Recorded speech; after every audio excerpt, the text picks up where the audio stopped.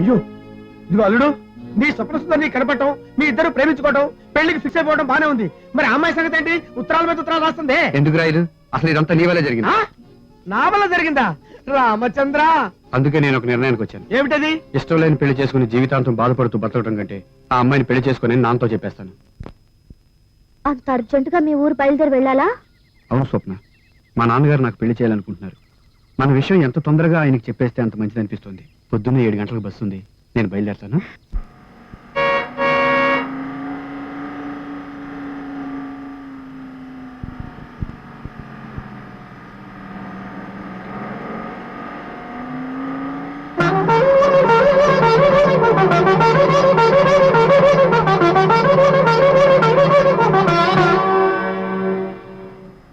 అల్లుడు ఊరుకో, బాధపడితే ఏం ప్రయోజనం? మన చేతుల్లో ఏముంది? ఏది ఎలా జరగాలో అలా జరిగి తీరుతుంది. Break down. దిగండి బాబు, బస్సు రిపేర్ అయ్యే వరకు కాస్త చెట్ల కింద కూర్చోండి. ఆగిపోతూ ఉంటాయి.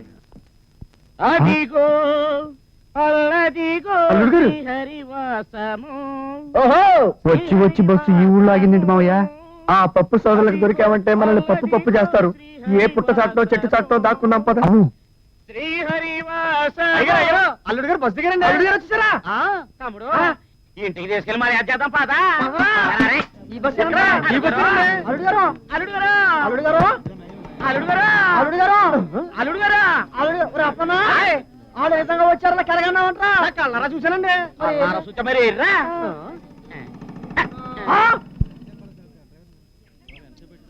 అన్నాయ్ ఎవలాలు చెవుల్లో ముందుకెళ్ళి పేసులు చూద్దాం పాదా. అయ్యగారు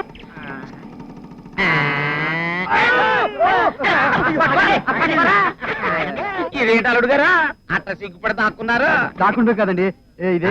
మాకు తెలుసులేండి, మొన్న మీరు మా అమ్మడికి ఉత్తరం రాశారు కదా, ఆయన మీరైతే త్వరగా వస్తారు అనుకోలేదండి. అది కాదండి. ఊరుకోనా అబ్బాయి గారు? అన్నాయ్ మన అమ్మని చూడకుండా ఉండలేక మన సక్కలాగా ఎత్తుకొచ్చేసారు. అది కాదండి, బస్ ఆగిపోతే ఇక్కడ బ్రేక్ డౌన్ అయితే అయ్యో లేదు, అవును లేదు. పదండి మన ఇంటికి వెళ్దాం. ఎందుకు? మర్యాదలు చేసుకోవాలి కదా. నిజంగా ఆయన వస్తున్నారా? ఉత్తరం వేసావు కదా, రిప్లై కార్డు లాగా వచ్చేస్తున్నాడు.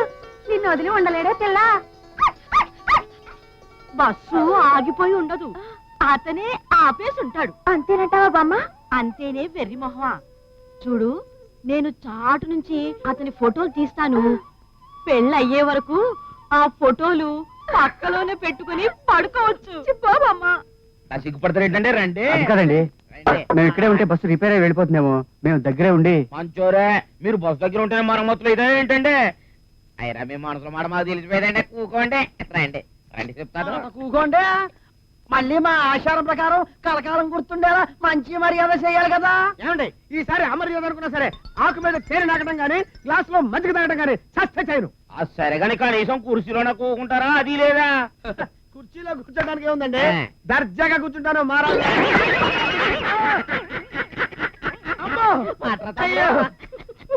పడకండి తమ్ముడు గారు, ఉత్తునే సరదాకి ఇవన్నీ మా పప్పు వంశం సరసాలండి. మీ పప్పు వంశం సరసాలు నిప్పుల్లో పెట్ట ఇంకేమి సరసాలయ్యా. ఏంటండి బాగా నొప్పిగా ఉందా? బాగా నొప్పి అంటారంటండి బాబు, నడిమిరికి 2 పూసలు రాలిపోయినాయి. ఓ అంతేనా? సిద్ధికిలో తగ్గించేస్తానండి. తోలు సమయ పట్ల సంగీతంతో వాద్యం చేయడానికండి. బాబాయ్ పోయినసారి కోడికి లాగండి. సేమ్ టు సేమ్ అండి. ఎత్తేసుకో.